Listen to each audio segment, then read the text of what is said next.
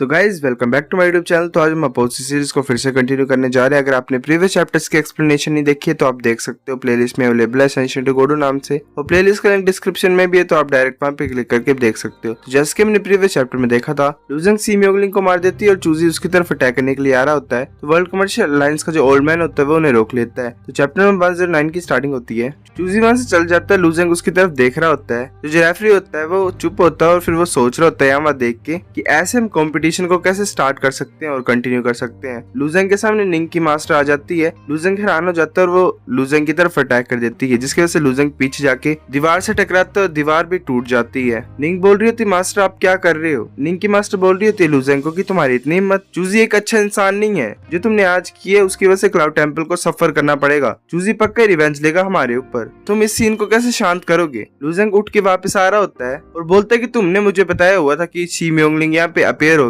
तो मास्टर बोलती है कि मैंने ये नहीं बोला था कि निंग को अपनी लाइफ को रिस्क करने के लिए और क्लाउड टेम्पल को रिस्क में डालने के लिए। लेडी ब्लड पॉइजन बोल रही थी कि ग्रैंडमा यू तुम्हें गुस्सा होने की कोई जरूरत नहीं है। डार्क रो भी बोल रहा होता है हाँ। लेडी ब्लड पॉइजन बोल रही होती है कि लूजेंग ने वो किया जो उसको करना चाहिए था, वो डिस्प्ले क्लाउड टेम्पल का, तो तुम उसे कैसे मार सकती हो ऐसे? निंग की मास्टर बोल रही होती है कि मैं पनिश कर रही हूँ अपने डिसिपल को क्लाउड टेम्पल के, उससे तुम्हारे ब्लड ब्रूड किफ को क्या हो रहा है? तुम क्यों हमारे मामले में पैर अड़ा रहे हो? लेडी ब्लड पॉइजन स्माइल करती है और वो लूजेंग के हाथ को पकड़ लेती है और बोल रही होती है कि लूजेंग मेरे को देखने दो, तुम्हारी कोई शरीर में इंजरीज हैं कि नहीं? लूजेंग बोलते नहीं मैं ठीक हूँ। तो वहाँ पे वर्ल्ड कमर्शियल अलायंस का हेड भी आ जाता है और वो बोल रहा होता है कि लूजेंग क्या तुम मुझे बता सकते हो कि तुमने एन्चेंटमेंट के साथ क्या किया था? लूजेंग बोलता मास्टर शी, मेरी किस्मत अच्छी थी कि मेरे को एक रूइन मास्टर की इनहेरिटेंस मिली हुई है और मैं लकी था जिसकी वजह से चूजी का अटैक उसने ब्लॉक कर लिया। वो सोच रहा होता है कि मैं रिवील नहीं कर सकता गोल्ड लाइन के बारे में। मास्टर शी चुप होता है। तो जो रूइन मास्टर होते हैं वो पीछे चेक कर रहे होते हैं रूइंस को। वो उन रूइंस को देख के बड़े ज्यादा हैरान होते हैं और उनमें से एक बोल रहा होता है कि जो लाइन से बीच में स्प्लिट हो रही है ये तो रूइंस के रूल्स के खिलाफ है, ये कैसे हो सकता है? वेल जब लूजेंग रूइंस को ड्रॉ करता था तो वो लाइंस अलग अलग होती थी। वेल एक्चुअल में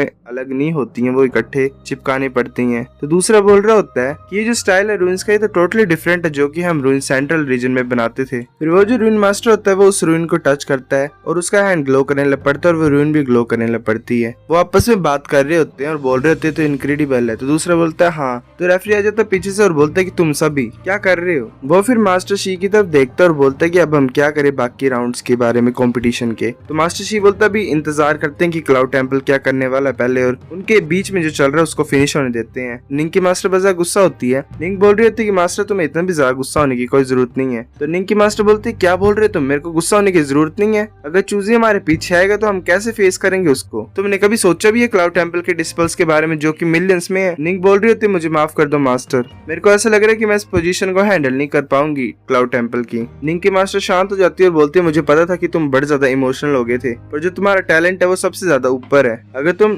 9th हेवन गॉडेस सूत्रा को कंप्लीट कर लोगे और लिम्बो रेलम में एंटर कर जाओगे तो पक्का तुम क्लाउड टेम्पल को एक 5th ग्रेड सेक्ट में कन्वर्ट कर सकती हो, और तुम उससे भी ज्यादा मेरे को लगता है कि सेंटली लेवल पे भी ले जाओगे अगर तुम्हारे पास टाइम होगा तो। लूजेंग बोलता है कि ग्रैंडमा यू मेरे पास आइडिया एक चूजी को रोकने का। ग्रैंडमा यू बोलती है कि तुम अगर वर्ल्ड कमर्शियल अलायंस के ओल्ड मैन ने तुम्हारी हेल्प नहीं की होती तो तुम अभी तक राख बन गए होते। तुम्हारे पास एबिलिटीज तो नहीं थी और तुमने अभी अपना लक यूज किया है। तुम क्या सोच रहे हो कि दूसरी टाइम भी तुम्हारे पास लक होगा? लूजेंग बोल रहा होता है कि लक भी एक तरह की एबिलिटी होती है ग्रैंडमा यू, तुम मुझे कंप्लीट तो करने दो, मैं क्या बोलने लगा हूँ? ग्रैंडमा यू बोलती है हाँ बोलो। लूजेंग बोलता है कि मैं जो भी मैंने अभी तक कंपटीशन में किया है, जो भी मेरी रैंकिंग पोजीशन है, मैं उसे छोड़ दूंगा और जल्दी से जाऊंगा क्लाउड टेम्पल पे और वहाँ पे एक डिफेंसिव एरिया को कंप्लीट कर दूंगा। ग्रैंडमा यू थोड़ी देर के लिए चुप होती है और बोलती है क्या तुम श्योर हो क्या कि तुम ऐसे एक प्रोटेक्टिव एरिया को क्रिएट कर सकते हो जो कि चूजी को एंटर नहीं करने देगा? लूजेंग बोलता है हाँ मैं 80% श्योर हूँ। लूजेंग सोच रहा होता है वैसे तो मैं 100% श्योर हूँ, पर मैं ऐसे नहीं बता सकता इनको।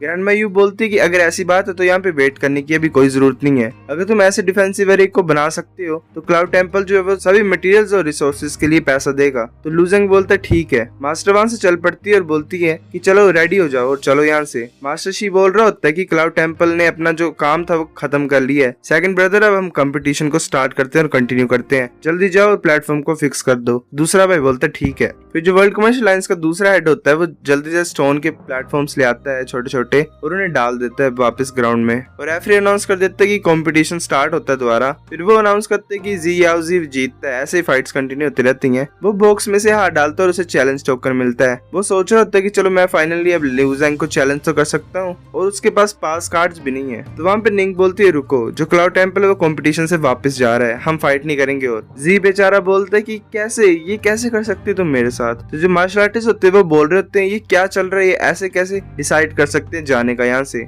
इन्होंने क्या सोअरिंग ड्रैगन प्लेटफॉर्म को ऐसे छोड़ दिया। तो एक मार्शल आर्टिस्ट बोल रहा होता है कि मैं लूजेंग और जाओजी को चैलेंज करना चाहता था, ये कितना ज्यादा बेकार बात है। निंग बोल रही होती है कि मुझे माफ कर दो सभी, जो क्लाउड टेम्पल है उसको पहले अपने जो कुछ चीजें है उनको संभालना पड़ेगा, हम अभी के लिए मार्शल आर्ट कंपटीशन को छोड़ के जा रहे हैं। निंग रेफरी के पास आता है और उसे एक लेटर देता है। लूजेंग बोलता है इसे सिर्फ लीडर के पास ही देना, सिर्फ वही से खोल सकता है। रेफरी उसको पकड़ लेता है लेटर को। लूजेंग वापस जा रहा होता है तो जी वहां पे आ जाता है और बोलता है रुको। वो बोल रहे होते कि लूजेंग क्या तुम रुक सकते हो क्या प्लीज, और मेरे साथ फाइट कर सकते हो, उसके बाद तुम जाना चाहो तो जा सकते हो। लूजेंग बोलता है मुझे माफ कर दो, अगर फ्यूचर में चांस होगा तो मैं पक्का तुमसे डेफिनेटली बैटल करूंगा। जी का फर्स्ट सीनियर ब्रदर होता है वो बोल रहा होता है कि जी तुम क्या कर रहे हो, मास्टर चाहते हैं कि तुम वापस आ जाओ। तो जी बोलता है ठीक है। जो रेफरी होता है वो मास्टर शी के पास उस लेटर को ले जाता है और बोल रहे होते हैं कि लीडर ही लूजेंग पीछे छोड़ के गया हुआ है। उस लेटर पे लिखा होता है कि जिस भी पर्सन के पास ड्रैगन ब्लड नहीं होगा और वो सोअरिंग ड्रैगन प्लेटफॉर्म में एंटर कर जाएगा तो उसे 1000 साल तक जेल में डाल दिया जाएगा। मास्टर शी बोल रहा होता है कि अच्छा, इसलिए हैरानी की बात नहीं है कि जो भी सोअरिंग ड्रैगन प्लेटफॉर्म में गए थे इंसान वो वापस नहीं आ पाए हैं, ये तो एक बहुत बड़ा ट्रैप है। वो सोच रहा होता है कि थर्ड ब्रदर ने मेरे को रोका नहीं होता तो मैं भी वहां पे फंसा होता। अभी वो सोच रहा होता है कि कोई भी जो मार्शल आर्टिस्ट गए हुए थे सोअरिंग ड्रैगन प्लेटफॉर्म में वो वापस नहीं आए हुए हैं। हमने किसी टाइम पे तो ऐसा भी किया था कि अगर वो वापस नहीं आएंगे कुछ ही दिनों में तो हम उनकी पूरी फैमिली को मार देंगे। वेल हमने एक्चुअली उनको डराया हुआ था ऐसा बोल के, पर ऐसे भी वो वापस नहीं आए। ऐसा केस था तो मैं पर्सनली इसको इन्वेस्टिगेट करना चाहता था कि क्या सीन है। फिर वो जो था उस लेटर को वो अपने दूसरे भाइयों को देता है और बोलता है कि सेकंड ब्रदर और थर्ड ब्रदर देखो इसको। तो मास्टर शी का दूसरा भाई होता है वो बोल रहा होता है कि लूजेंग तो सभी को उल्लू बना रहा हुआ था, मुझे विश्वास नहीं हो रहा कि अगर वो सभी को ऐसे बता देता नॉर्मली तो हम कितने ज्यादा लोगों को बचा सकते थे ऐसे कैद होने से। तो उसका तीसरा भाई होता है वो बोल रहा होता है पर लूजेंग तो सेफली कैसे वापस आ गया ट्रू ड्रैगन रेलम से। तो मास्टर शी कुछ नहीं रिप्लाई कर पा रहा होता है और फिर वो बोलता है कि हमें अगर चांस मिलेगा लूजेंग से बात करने का तो हम उससे पूछेंगे क्योंकि उसके पास कुछ ज्यादा सीक्रेट्स हैं।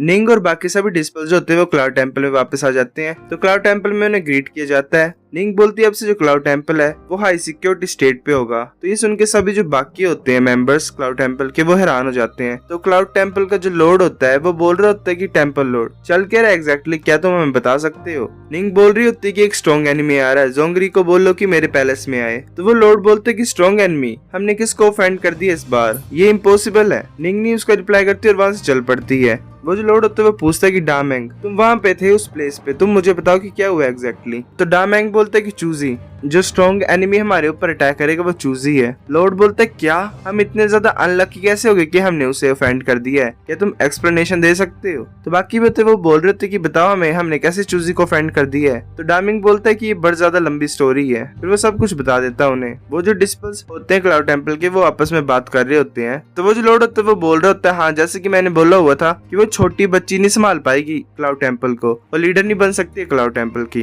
तो एक क्लाउड टेम्पल का मेंबर बोल रहा होता है कि हम कैसे क्लाउड टेम्पल की इतनी ज्यादा पुरानी हिस्ट्री और रिच हिस्ट्री को ऐसे डिस्ट्रॉय कर सकते हैं सेलेस्टियल रेलम के डिस्पल के लिए। कि टेम्पल लॉर्ड यही सोच रही है कि हम सभी जो क्लाउड टेम्पल के बाकी मेंबर्स हैं वो प्लेथिंग्स हैं और वो हमें कभी भी सैक्रिफाइस कर सकती है। तो दूसरा बोल रहा होता है हाँ ये तो सिंपली बकवास ही है एक नंबर की। तो फिर से कंटिन्यू करता है और बोलता है क्या होगा अगर उसके पास हाई लेवल टैलेंट है तो उसको सपोर्ट नहीं करना चाहिए था वहां पे उसको लूजेंग को। तो एक और क्लाउड टेम्पल का मेंबर बोलता है कि ये तो हो चुका है, अब बोलना तो बेकार ही है ना, जो अभी इम्पोर्टेंट बात है वो ये है कि अब हम क्या करेंगे। लॉर्ड बोलता है कि जो डामेंग ने बोला उसके अकॉर्डिंग जो चूजी है वो सिर्फ लूजेंग के लिए आ रहा है, तो अगर ऐसी बात है तो हम इस केस को सोल्व कर सकते हैं। तो बाकी बोलते हैं क्या मेथड जिससे हम सोल्व कर सकते हैं। तो लॉर्ड बोलते हैं कि हम सिंपली लूजेंग को चूजी को दे देंगे। तो बाकी बोल रहे थे हाँ ये सही आइडिया है। सो गाइस चैप्टर नंबर 9 इतना था। अगर आपको वीडियो पसंद आए तो लाइक करो, नहीं भी आइए फिर भी लाइक कर दो, शेयर करो दोस्त साथ, कमेंट करके बताओ अगर आपको वीडियो कैसी लगी, सब्सक्राइब करो। तब तक के लिए बाय बाय।